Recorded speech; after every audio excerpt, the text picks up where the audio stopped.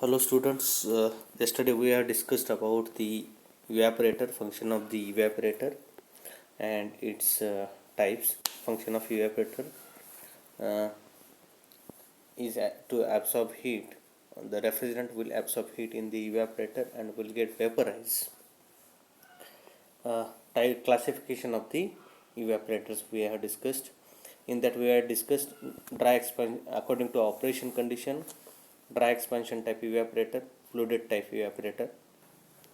According to construction of surface, bare tube evaporator we have discussed, plate surface evaporator, finned evaporator, tube in tube evaporator. Up to this we have discussed.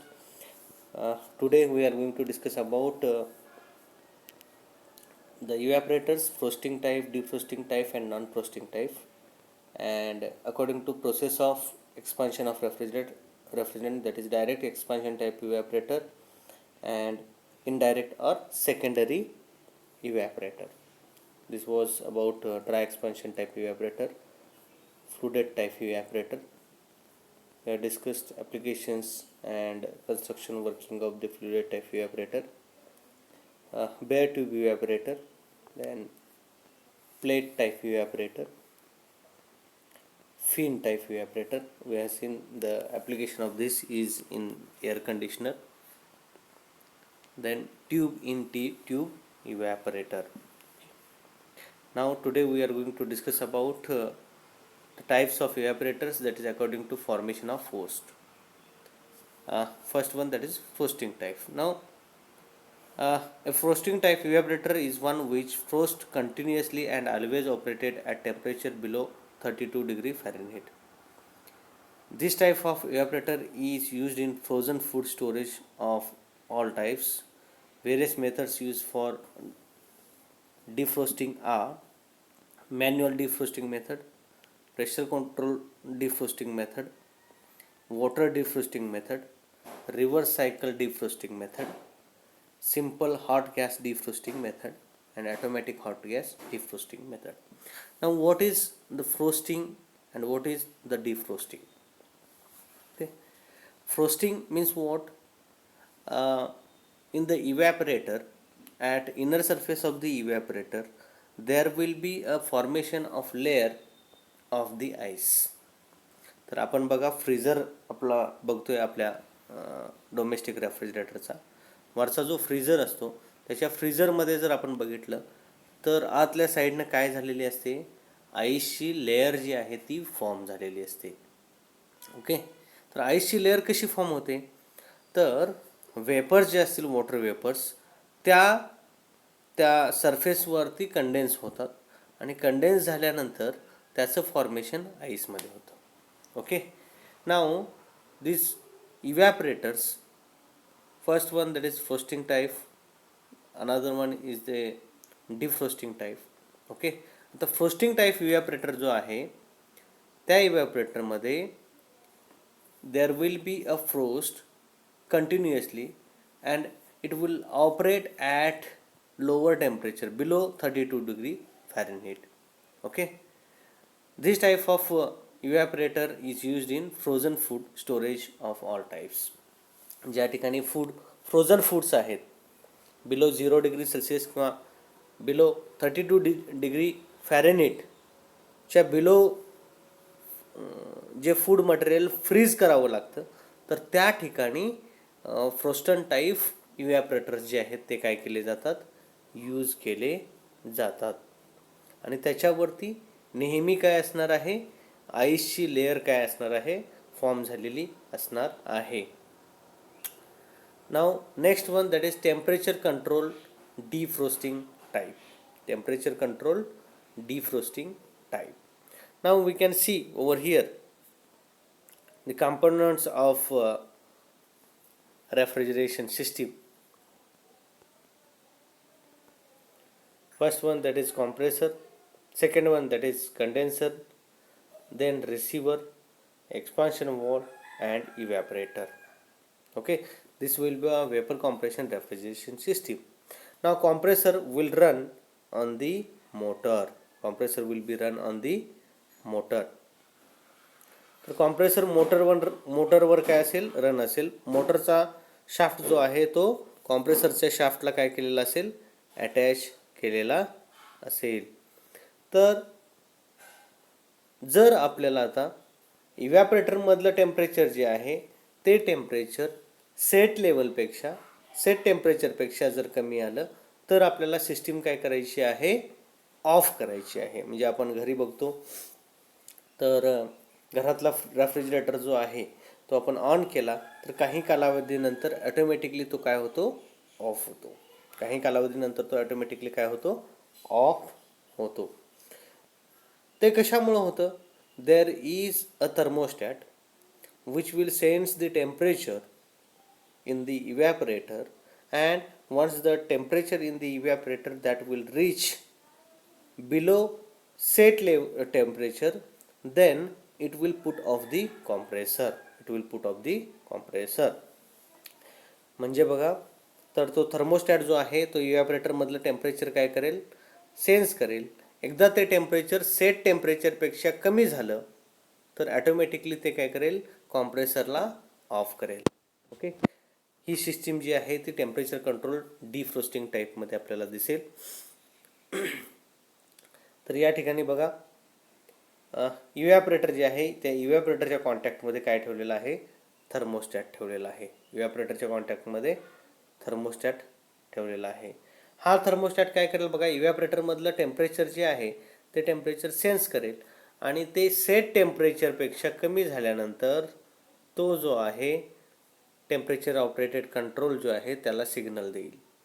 याला signal दिल्यानंतर इथून automatically काय होणार आहे, हा supply जो आहे तो काय होणार आहे, कट होणार आहे. सप्लाय कट झाल्यानंतर इकडून सप्लाय आलेला आहे. ओके, हा सप्लाय या ठिकाणी काय होणार आहे, ब्रेक होणार आहे. आणि ब्रेक झाल्यानंतर कॉम्प्रेसरला जी लाईन गेलेली आहे सप्लायची ती काय होईल, बंद होईल. कॉम्प्रेसर ऑफ होईल. पुन्हा त्याच्यानंतर समजा टेम्परेचर जे आहे इव्हॅपरेटरमधलं टेम्परेचर पुन्हा समजा काय झालं, रेज झालं. इव्हॅपरेटरमधलं टेम्परेचर जे आहे ते पुन्हा काय झालं, रेज झालं, वाढलं. तर ॲटोमॅटिकली थर्मोस्टॅट ते सेन्स करणार आहे. सेट टेम्परेचरपेक्षा जास्त वाढलं, ॲटोमॅटिकली थर्मोस्टॅट काय करणार आहे, ते सेन्स करणार आहे. आणि सेन्स केल्यानंतर पुन्हा या ठिकाणी ते काय देईल, टेम्परेचर ऑपरेटेड कंट्रोलला सिग्नल देईल. आणि इथला जो स्विच आहे तो ॲटोमॅटिकली काय होणार आहे, चालू होणार आहे. आणि स्विच चालू झाल्यानंतर काय होणार आहे, सप्लाय डायरेक्ट कशाला जाणार आहे, तर कॉम्प्रेसरला जाणार आहे. कॉम्प्रेसर स्टार्ट मोटरला जाणार आहे. मोटर स्टार्ट होणार आहे. मोटरवरून काय होईल, कॉम्प्रेसर स्टार्ट होईल आणि सिस्टीम रन होईल. This is about temperature control defrosting type. Temperature control defrosting type. आता डिफ्रोस्टिंग कसं होईल, तर कॉम्प्रेसर ऑन झाला, सिस्टीम रन झाली. सिस्टीम रन झाल्यानंतर काही कालावधीनंतर काय होणार आहे, फ्रोस्ट म्हणजे इव्हॅपरेटरमध्ये जे आहे ते फ्रोस्टिंग होणार आहे. आईसची लेअर काय होणार आहे, इव्हॅपरेटरच्या सरफेसवरती फॉर्म होणार आहे. त्यावेळी थर्मोस्टॅट काय करणार आहे, ॲटोमॅटिकली इलेक्ट्रिकल सप्लाय जो आहे मोटरला जाणारा तो काय करणार आहे, ऑफ करणार आहे. ऑफ केला की ॲटोमॅटिकली जे फ्रोस्ट फॉर्म झालेला आहे, जे आईसची लेअर फॉर्म झालेली आहे ती काय होणार आहे, वितळणार आहे. That will get convert into water. Okay, आणि त्या ठिकाणी डिफ्रोस्टिंग होणार आहे. That is the thing, that is temperature control defrosting type. एकदा डिफ्रोस्ट झालं पुन्हा काय होईल, थर्मोस्टॅट सिग्नल देईल आणि मोटर चालू होईल. मोटर चालू झाल्यानंतर कॉम्प्रेसर चालू होईल आणि सिस्टीम जी आहे ती रन होईल. Now this is the frosting type evaporator. Now B, that is defrosting type evaporator. Defrosting type evaporator is one which frost when compressor works and defrost when compressor stop functioning. म्हणजे या ठिकाणी आपण जे बघितलेलं आहे, compressor चालू झाल्यानंतर frosting होईल, कॉम्प्रेसर ऑफ झाल्यानंतर काय होणार आहे, डिफ्रोस्टिंग होणार आहे.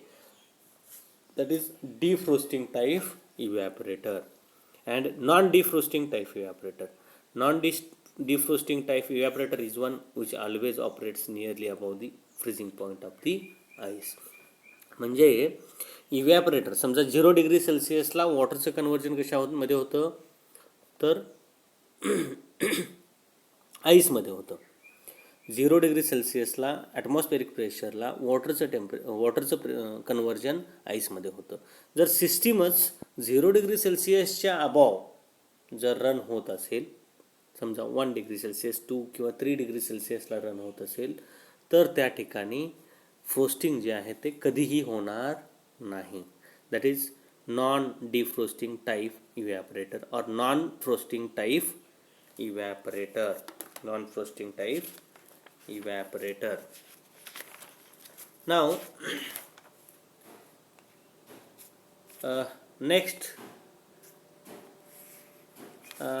according to expansion of refrigerant, okay, that is direct expansion type evaporator. Direct expansion type evaporator. तर डायरेक्ट एक्सपान्शन टाईप इव्हॅपरेटर आणि दुसरा जो टाईप येतो याच्यामध्ये तो येतो सेकंडरी इव्हॅपरेटर. आता आपण रेग्युलर जे इव्हॅपरेटर्स बघतो, एअर कंडिशनरमध्ये बघतो किंवा डोमेस्टिक रेफ्रिजरेटरला बघतो, वॉटर कूलरला बघतो, हे सगळे इव्हॅपरेटर जे आहेत ते डायरेक्ट एक्सपान्शन टाईप इव्हॅपरेटर आहेत. म्हणजे त्या ठिकाणी काय वापरलेलं आहे, एक्सपान्शन वॉल्व वापरलेला आहे. ओके, आणि त्या ठिकाणी एक्सपान्शन झाल्यानंतर इव्हॅपरेटरला काय जातं, रेफ्रिजरंट जातो, इव्हॅपरेटरमध्ये हीट ॲब्सॉर्ब करतो आणि तो कॉम्प्रेसरला जातो. Okay,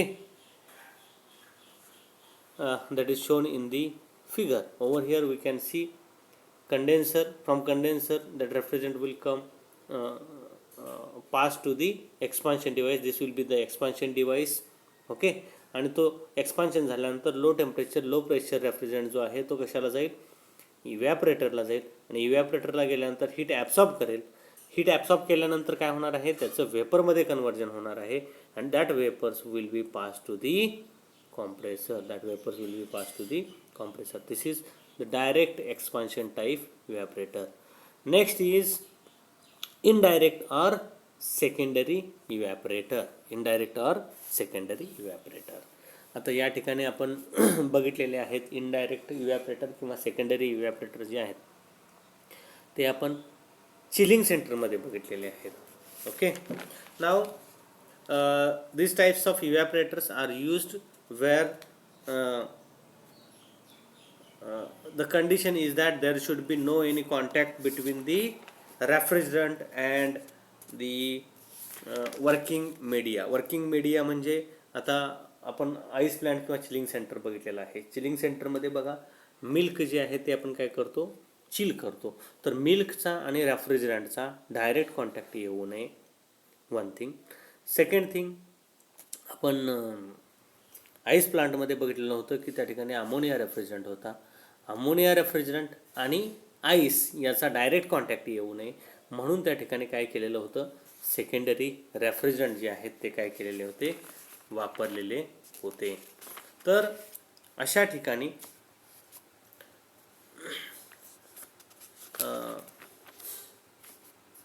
सेकंडरी रेफ्रिजरंट वापरलेले आहेत आणि सेकंडरी इव्हॅपरेटर जे आहेत ते वापरलेले आहेत. आता या ठिकाणी बघा, जर आपण या ठिकाणी आईस प्लांट जर बघितला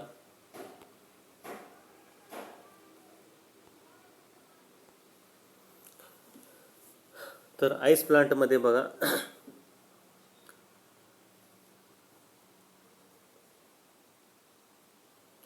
रेफ्रिजरंट जो आहे तो अमोनिया वापरला जातो. तो कॉम्प्रेसरमध्ये असेल, कॉम्प्रेसरमधून कॉम्प्रेस होऊन तो कशाला येईल, कंडेन्सरला येईल, कंडेन्सरमधून तो कशाला येईल, या ठिकाणी कंडेन्सर असेल,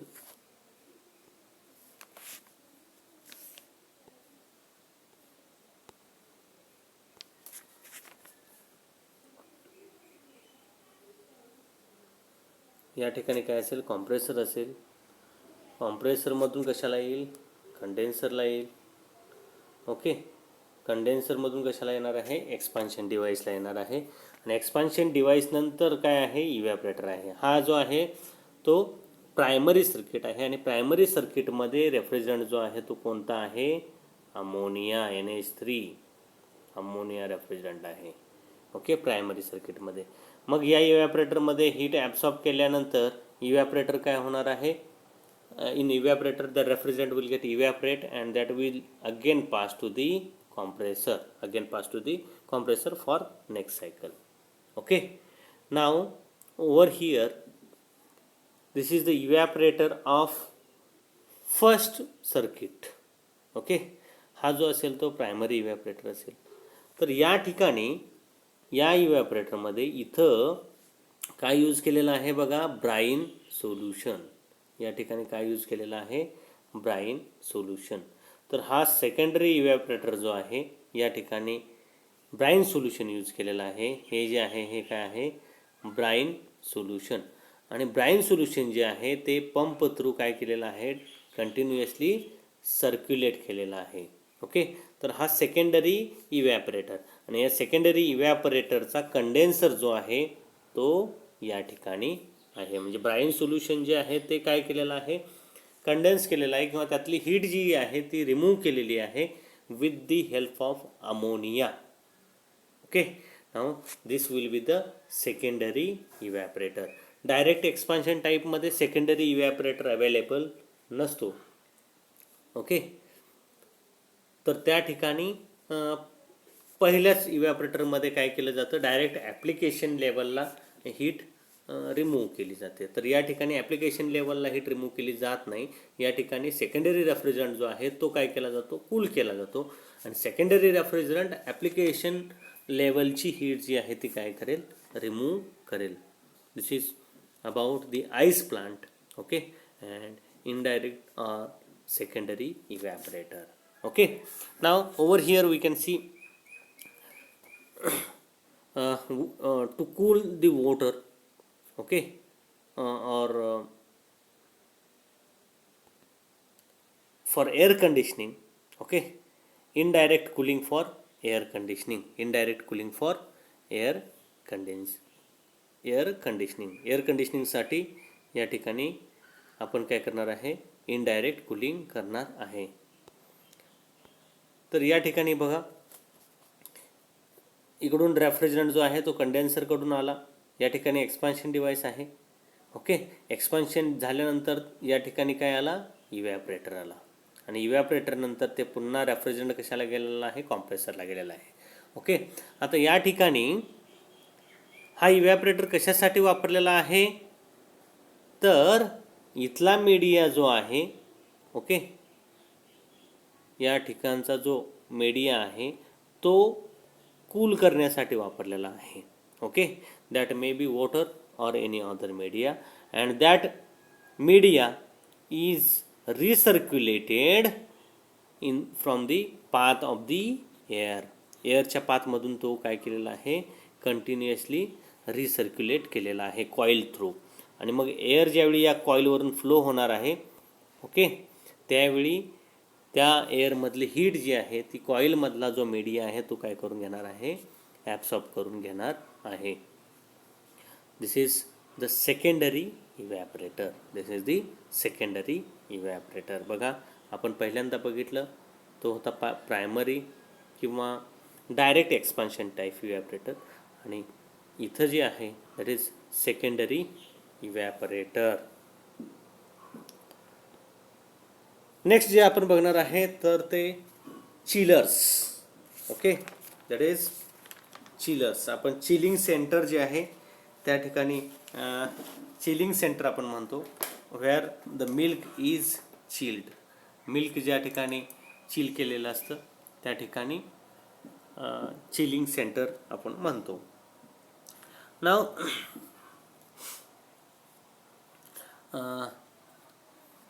secondary refrigerants are used in large application to avoid the bad effects of refrigerants. Chillers are used. Okay, installation is like multi-store building, industrial long refrigerant lines. For cooling of secondary refrigerant, chillers are used. The chillers are classified as direct expansion chillers, direct expansion cooling coil for air with force convection, or fluided chillers. Okay, direct expansion type chillers असतील किंवा फ्लुइडेड chillers असतील. आपण बघितलेलं आहे इव्हॅपरेटर, direct expansion type इव्हॅपरेटर किंवा फ्लुडेड type इव्हॅपरेटर आपण पाहिलेले आहेत. तर ज्या ठिकाणी आपण रेफ्रिजरंट जो आहे तो हीट ॲब्सॉर्ब करण्यासाठी डायरेक्टली यूज करू शकत नाही आणि सेकंडरी रेफ्रिजरंट जे आहेत ते ॲप्लिकेशनसाठी वापरणार आहोत, त्या ठिकाणी काय म्हटलेलं आहे, त्याला चिलर्स असं म्हटलेलं आहे. त्या ठिकाणी चिलर्स जे आहेत ते यूज केले जातात. Okay, now will discuss about the direct expansion type chiller. Direct expansion type chiller.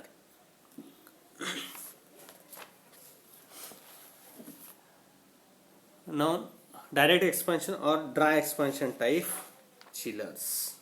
Okay, now in this chiller we can see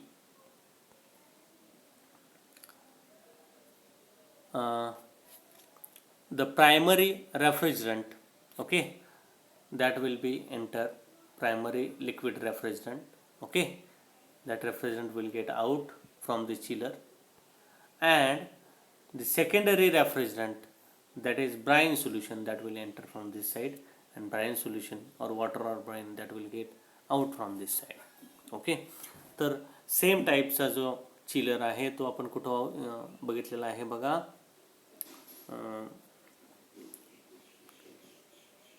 that is in chilling centre of Bidri chilling centre, milk chilling सेंटरमध्ये आपण बघितलेला आहे. Okay, तर refrigerant जो आहे तो refrigerant कॉम्प्रेसरकडून कंडेन्सरला जाणार. Condenser आपण पाहिलेला आहे आउटसाईडला आहे चिलिंग सेंटरच्या, वॉटर कूल्ड कंडेन्सर आहे. ओके, त्याच्यामध्ये ट्यूबमधून रेफ्रिजरंट जात होता. टॉपची जी ट्यूब होती त्या टॉपच्या ट्यूबमध्ये काय होतं, वॉटर फ्लो होत होतं आणि ते वॉटर हीट ॲब्सॉर्ब करत होतं. त्याच्यानंतर तो रेफ्रिजरंट आउटसाईडला एक cylindrical shaped yellow coloured vessel होतं, त्याच्यामध्ये काय होत होता, कंडेन्स होत होता. आणि कंडेन्स झाल्यानंतर तो रेफ्रिजरंट आतमध्ये आणला होता जिथं वॉटर जे आहे ते चिल केलं जात होतं. Okay, that is temperature was reduce to 3 to 4 degree Celsius. वॉटरचं टेम्परेचर जे आहे ते 3 to 4 डिग्री सेल्सिअसला काय केलं जात होतं, कमी केलं जात होतं. That water was chilled and that water is used to chill the milk. ते वॉटर जे आहे ते मिल्क चिलिंगसाठी काय केलं जात होतं, आतल्या साईडला यूज केलं जात होतं. Okay, that is the milk chilling centre. तर या ठिकाणी बघा, आपण ज्या वरच्या पोर्शनमध्ये गेलेलो होतो त्या ठिकाणी बघितलं होतं की एक टँक होता वरती, त्या टँकमध्ये रेफ्रिजरंट होता, दॅट इज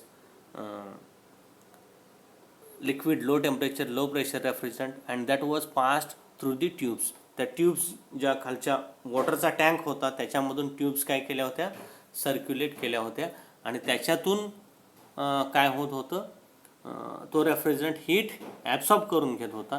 वॉटर जे आहे ते चिल्ड होत होतं.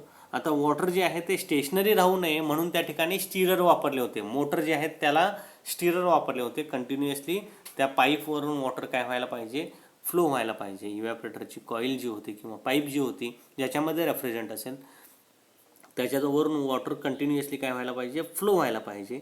वॉटर स्टेडी राहता कामा नये म्हणून त्या ठिकाणी काय केलेलं होतं, तर स्टीरर वापरलेले होते आणि त्यातलं वॉटर जे आहे ते मिल्क चिलिंगसाठी आत वापरलं जात होतं.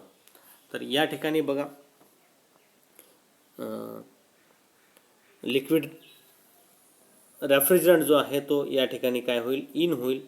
ओके, आणि तो रेफ्रिजरंट इथून काय होणार आहे, बॅफल्स आहेत, सॉरी या ट्यूब्स थ्रू काय होणार आहे, रेफ्रिजरंट जो आहे तो पास होणार आहे आणि ट्यूब्स थ्रू पास झाल्यानंतर इथून इकडे येईल रेफ्रिजरंट आणि पुन्हा या ट्यूब्स थ्रू रेफ्रिजरंट काय होणार आहे, इकडून आउट होणार आहे. Okay, that refrigerant will pass through the tubes किंवा over the tubes. Refrigerant will pass over the tubes and refrigerant will pass through the tubes and the water or brine किंवा water जे आहे ते बघा या ठिकाणी ब्राईन किंवा वॉटर जे आहे ते काय होईल, एंटर होईल आणि ह्या ट्यूबवरून फ्लो होत असताना ते असं या ठिकाणी काय होईल, फ्लो होईल. Okay.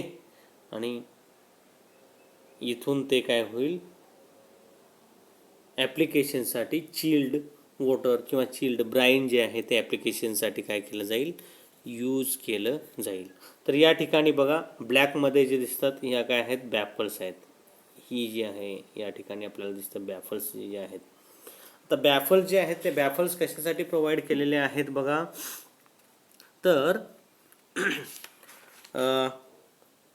To provide the path to the brine solution किंवा वॉटर, याला पाथ देण्यासाठी काय केलेले आहेत, बॅफल जे आहेत त्या प्रोव्हाइड केलेल्या आहेत.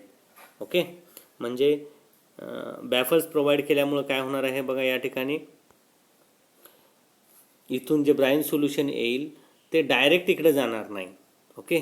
ते ब्राईन सोल्युशन जे आहे ते कसं येईल बघा, इथून येईल, या बॅफल्समुळे इकडं वे येईल आणि अशा प्रकारे ते काय होईल, पाईपवरून काय होईल, फ्लो होईल.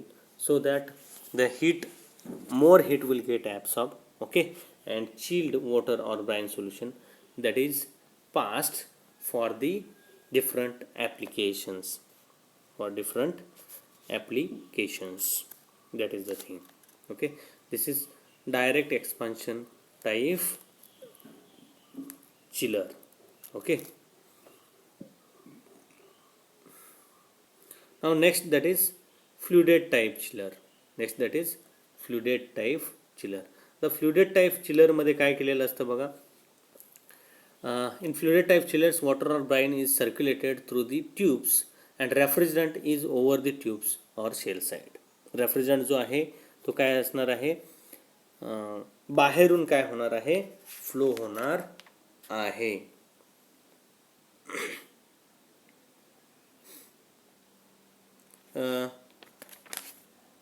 रेफ्रिजरंट जो आहे तो बाहेरून असेल आणि ट्यूबमधून काय असेल, वॉटर किंवा ब्राईन सोल्युशन पास केलेलं असेल.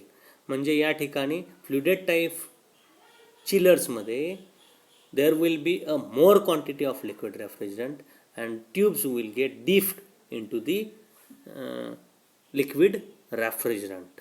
That is the thing. Okay. The liquid refrigerant level in the shell is maintained such that it completely submerge the tube bundles. म्हणजे ट्यूब ज्या आहेत त्या कम्प्लिटली त्या रेफ्रिजरंटच्या लिक्विड रेफ्रिजरंटमध्ये काय असतील, सबमर्ज असतील. Okay. The surface of tubes is always wetted by refrigerant which improves the heat transfer capacity of fluided evaporator. There is intimate contact between refrigerant and liquid to be cooled, hence its performance is not affected by load and flow velocity. म्हणजे load समजा वाढला तर त्या ठिकाणी liquid रेफ्रिजरंटची level जी आहे ती maintain ठेवलेली असल्यामुळं लोड वाढला तरीही काही प्रॉब्लेम येणार नाही. तर या ठिकाणी बघा आपण थोडंसं बघूया. या ठिकाणी रेफ्रिजरंट जो आहे एक्सपान्शन डिव्हाइस आहे, या ठिकाणी फ्लोट वॉल आहे. Float wall will maintain the level, float wall will maintain the liquid level. Okay. Float wall आहे.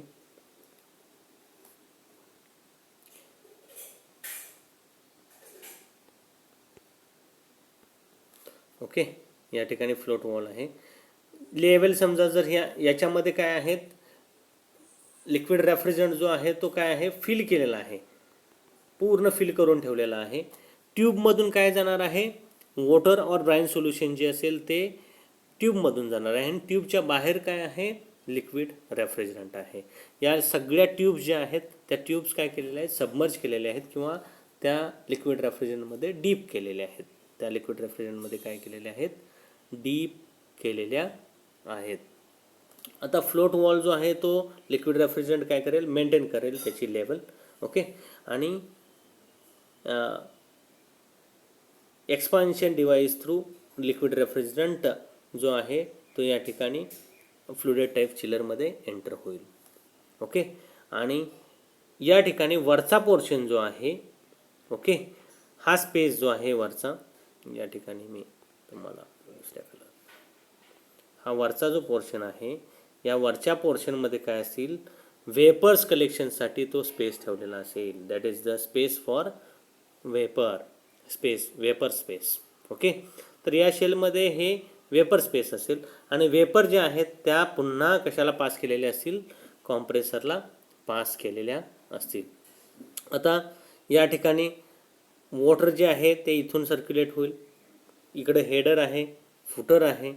ओके, हेडरकडून इथून जे आहेत फुटरकडून लिक्विड रेफ्रिजरंट वॉटर जे आहे ते ट्यूबमधून येणार आहे, ते हेडरला आलेलं आहे आणि हेडरकडून पुन्हा या ट्यूबमधून काय होणार आहे, इकडे जाणार आहे. या ठिकाणी काय आहे बघा, पार्टिशन आहे.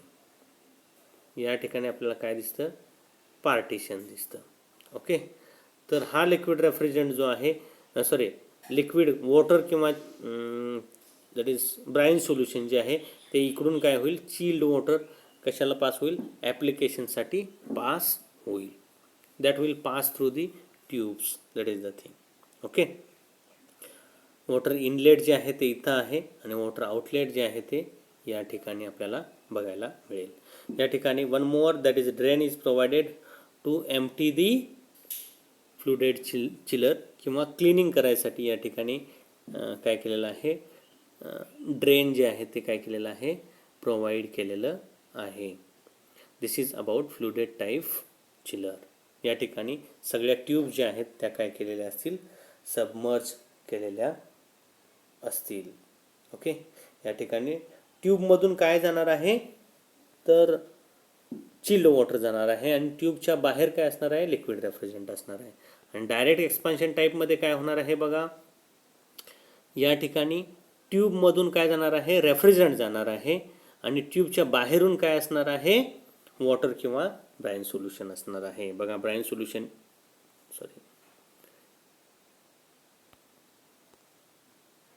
बघा, ब्राईन सोल्युशन जे आहे ते ट्यूबच्या बाहेरून असेल. ओके, आणि ट्यूबमधून काय जाणार आहे बघा, that is refrigerant liquid. Okay, आणि opposite exactly that is flooded type evaporator. याच्यामध्ये फ्लुडेड टाईपमध्ये काय होणार आहे, ट्यूबमधून काय जाणार आहे, that will be water or brine solution आणि ट्यूबच्या बाहेरून सगळ्या ट्यूब ज्या असतील त्या काय केलेल्या आहेत, सबमर्ज केलेल्या असणार आहेत. कशामध्ये, लिक्विड रेफ्रिजरंटमध्ये. लिक्विड रेफ्रिजरंट जो असेल तो ट्यूबच्या बाहेरून असणार आहे. Now this is about the evaporators and in next lecture we will discuss about other components of the refrigeration system and in next lecture we will finish this chapter. Today it's enough. Thank you very much.